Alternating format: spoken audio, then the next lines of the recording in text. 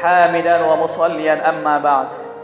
হে বোন, আমি শুধু আপনাকেই বলছি, হ্যাঁ আমি শুধু আপনাকেই বলছি, আপনি কেন পর্দা করবেন না আমাকে বলতে পারবেন? আল্লাহ তাআলা আপনাকে কেন সৃষ্টি করেছেন আপনি কি তা জানেন?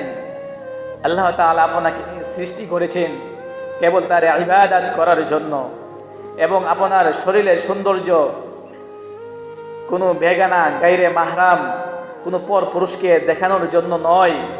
আল্লাহ তাআলা আপনাকে সৃষ্টি করেছেন, আপনার যখন একটি সময় আসবে বিয়ে হওয়ার, যখন আপনার ফ্যামিলির লোকেরা আপনাকে বিয়ে দিবে, তখন আপনার শরীরের সৌন্দর্য আপনার প্রিয়তম স্বামীকে দেখানোর জন্য। আল্লাহ তাআলা কোরআনে ঘোষণা করতেছেন, ওমিন আয়াতিহি আন খালাকা লাকুম মিন আনফুসিকুম আজওয়াজা লিতাসকুনু ইলাইহা ওয়া জাআলা বাইনাকুম মাওয়াদ্দাতাও ওয়া রাহমা। আল্লাহ তাআলার সৃষ্টির মধ্যে অনেক নিদর্শন রয়েছে, তার মধ্যে থেকে অন্যতম নিদর্শন হচ্ছে প্রত্যেক পুরুষের বাম পাশের পাঁজরের হাড্ডি দিয়ে তার স্ত্রীকে সৃষ্টি করেছেন, যেন তারা তাদের স্ত্রীর কাছে গিয়ে প্রশান্ত লাভ করতে পারে। এবং আল্লাহ তাআলা উভয় স্বামী স্ত্রীর মাঝে মায়া মোহাব্বত ভালোবাসার সৃষ্টি করে দিয়েছেন, সেটা অন্য কোথাও আর পাওয়া যাবে না।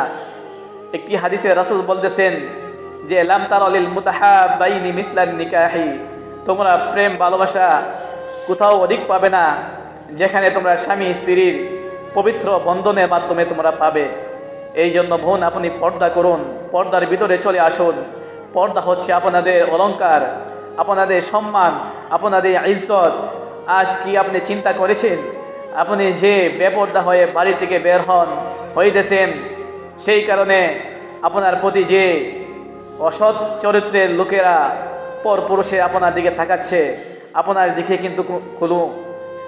দিকে কিন্তু কোনো ভালো পুরুষ তাকাচ্ছে না, নেককার কোনো পুরুষ তাকাচ্ছে না, আপনার দিকে শুধু দুশ্চরিত্র লোকেরা তাকাচ্ছে। আপনি কি বলতে পারবেন যে আপনার সৌন্দর্য প্রদর্শন করে কেউ আপনাকে 10টি টাকা বা 20টি টাকা পুরস্কার দিয়েছে?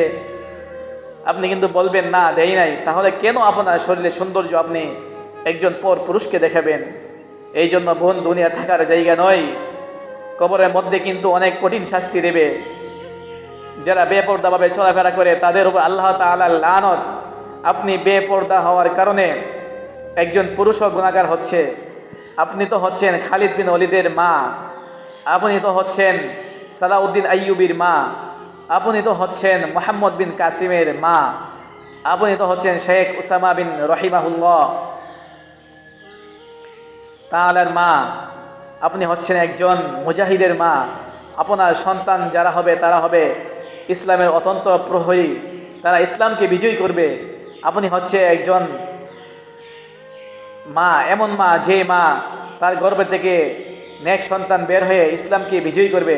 আপনি তো হচ্ছে একজন পেকটুরি, আপনি তো হচ্ছে এমন মা যেই মার কারণে সন্তান জান্নাতে যেতে পারবে। এই জন্য প্রিয় বোন, আপনি পর্দার মধ্যে চলে আসুন, পর্দা করুন। পর্দাই হচ্ছে আপনাদের অলংকার, এটার মধ্যে আপনাদের সুন্দর, এটার মধ্যে আপনাদের সম্মান, ইজ্জত, মর্যাদা।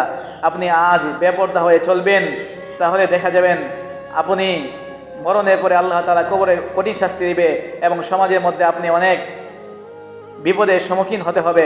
এই জন্য পর্দা করুন, পর্দাই আপনাদের অলংকার, পর্দাই আপনাদের সম্মান।